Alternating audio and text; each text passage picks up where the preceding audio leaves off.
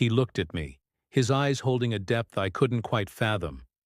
The air in our living room, once filled with shared laughter and whispered dreams, was now thick with the unspoken. I had just confessed. The words, dripping with betrayal, had tumbled out of my mouth, and I braced myself for the storm. I expected shouting, tears, maybe even the shattering of a glass. I had rehearsed this moment in my mind 1,000 times, preparing for the explosion, for the righteous anger he was entitled to. But it never came. Instead, he just sat there on the edge of our worn-out couch, his hands resting calmly on his knees. He looked peaceful. It was the most unsettling thing I had ever seen. "Okay," he said, his voice even and steady. Just that one word. It hung in the air, a stark contrast to the chaos I had just unleashed. I waited for more, for the follow-up, the "how could you?" or "why?" But silence stretched between us, taut and unnerving. "Is that all you have to say?" I finally blurted out, my own voice trembling with a mixture of guilt and confusion. "Aren't you angry? Aren't you going to yell at me?" He turned his head slightly, his gaze shifting to the window, where the last light of day was painting the sky in shades of orange and purple. "Yelling won't change what's happened, will it?" he responded softly. "It won't undo the choices that were made."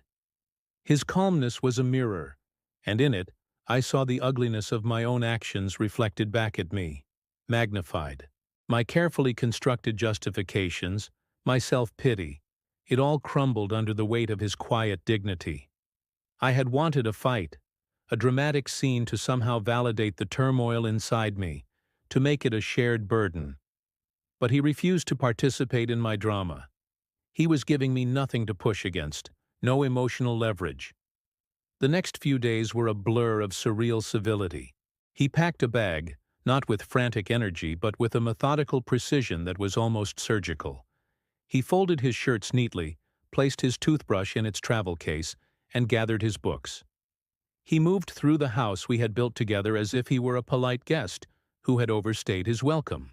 He spoke to me when necessary, about bills and logistics, his tone never rising above a conversational level.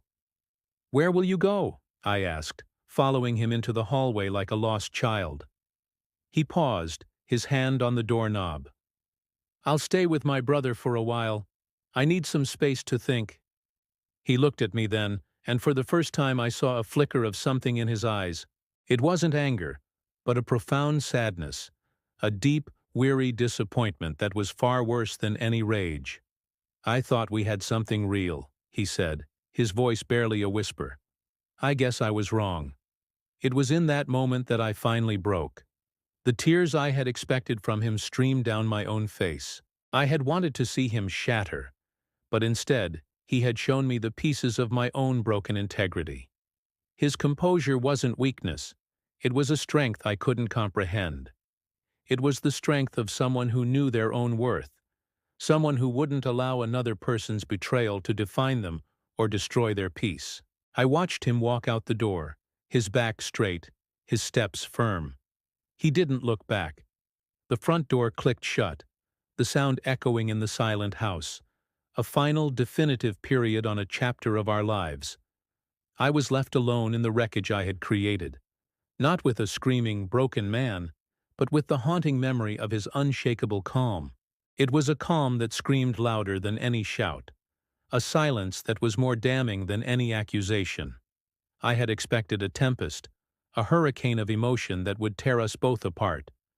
What I got was a quiet, devastating stillness. He didn't break.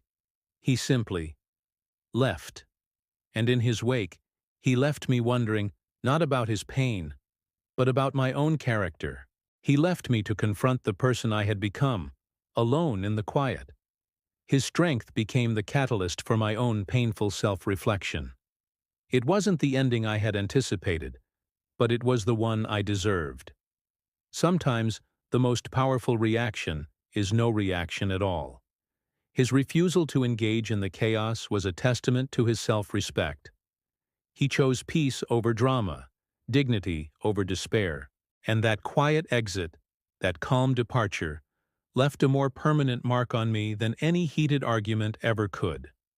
It forced me to look at myself, truly look, and begin the long, difficult journey of understanding why I had made the choices I did. He didn't just walk away from me. He walked towards his own healing, leaving me to find my own path out of the mess I had made. Thank you for watching. If this story resonated with you, please consider liking the video and subscribing to our channel for more content that explores the complex facets of human relationships. We appreciate your support.